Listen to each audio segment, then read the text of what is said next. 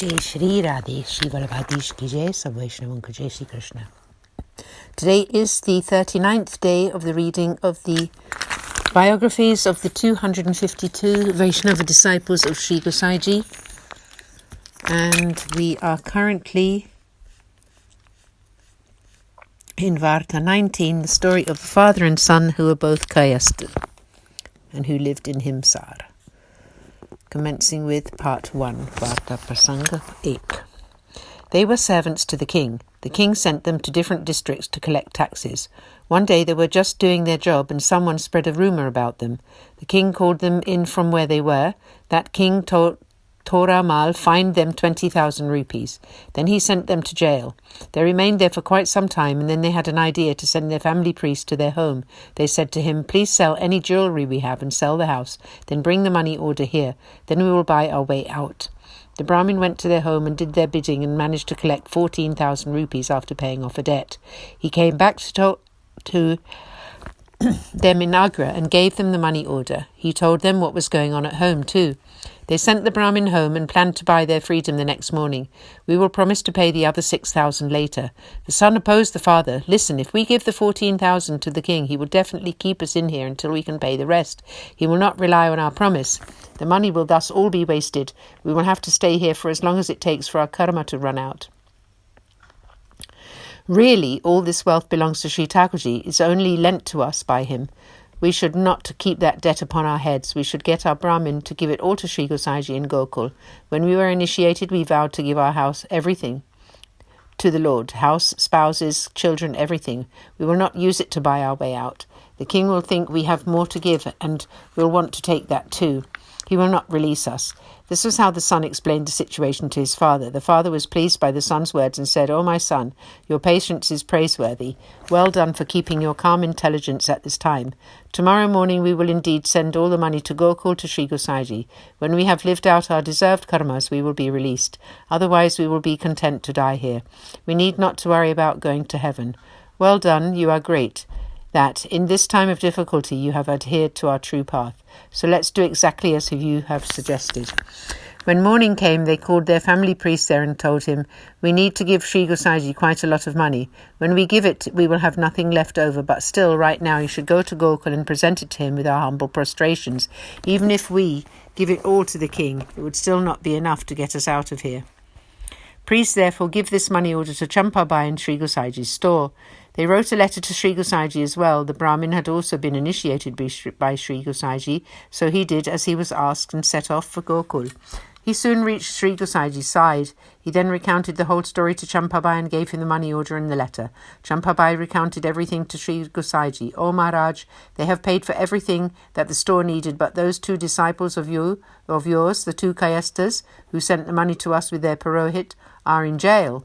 Sri Gosaiji instructed, "Keep that money in the store." He then called Chacha Harivamsji to him and wrote a letter to Birbal saying, "These two men are my disciples. They have been put in jail by King Toramal.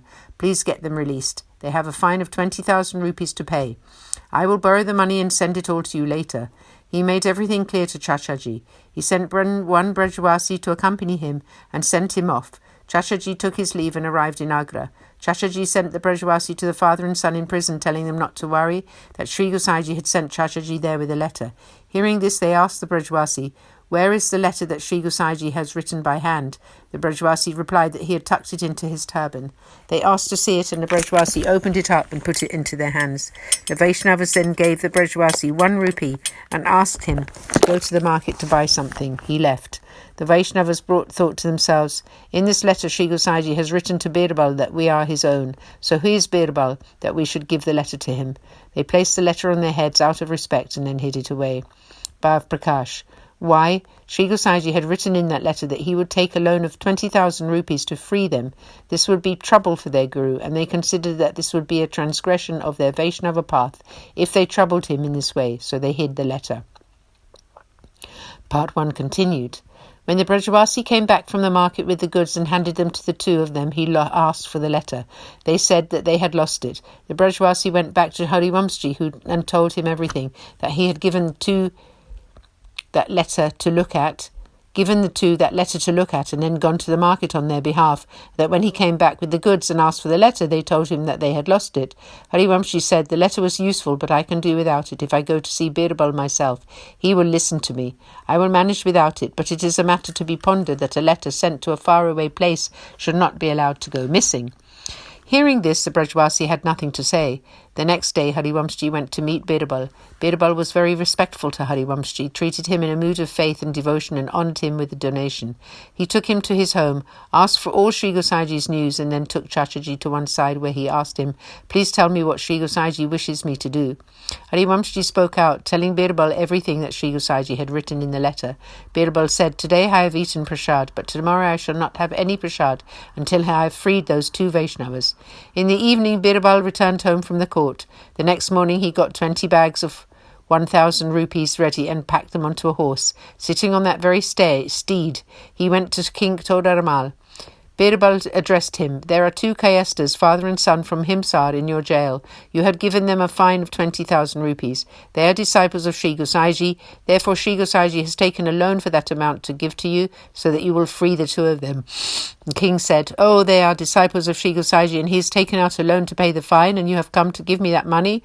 What could I possibly do with this money? I will tell the Patshah to release them." The king went immediately to the Patshah and said, "Oh, sir, there is one in one of your districts in a state of desolation. The situation cannot be rectified except by the 2 Kayestas, whom you have in your jail with a fine of 20,000 rupees. They have no money to pay off that fine at the moment, but if you send them to that place, they will definitely earn back that amount and give it to you. Please have them released and put them, with honour, in charge of that district and send them there." The Patshah agreed to do this and arranged and asked the king to get them released and then bring them to him. The king immediately had them freed and brought them in front of the Patshah. The Patshah presented them with official robes and excused them from their 20,000 rupee fine, then told them, "Please go back to that district and settle everything there nicely." The king had them wear the robes and then brought them to his home and handed them over to Harivamshi. Harivamshi was very pleased with Birbal. Then the 2 Kayestas bowed to Sri Harivamshi and then embraced him and supplicated, "It is only with the grace of Sri Gosaiji that all this has come about. Our fine has been written off and we have been reinstated." They were very happy and grateful to Harivamshi. The next morning Harivamshi got ready to return to Gokul. He took the 20 bags of money from Agra to Gokul and gave them to Sri Gosaiji. Sri Gosaiji was very pleased on behalf of Birbal. He told Sri Gosaiji of all the events. The 2 Kayestas prepared everything for their posts and left to go and do their duties. We will pause here today and continue tomorrow. So, Aaj ke Anand ki jai hai, jai ho, jai jai Shri Radhe, Shri Vallabhadhish ki jai, jai Shri Radhe.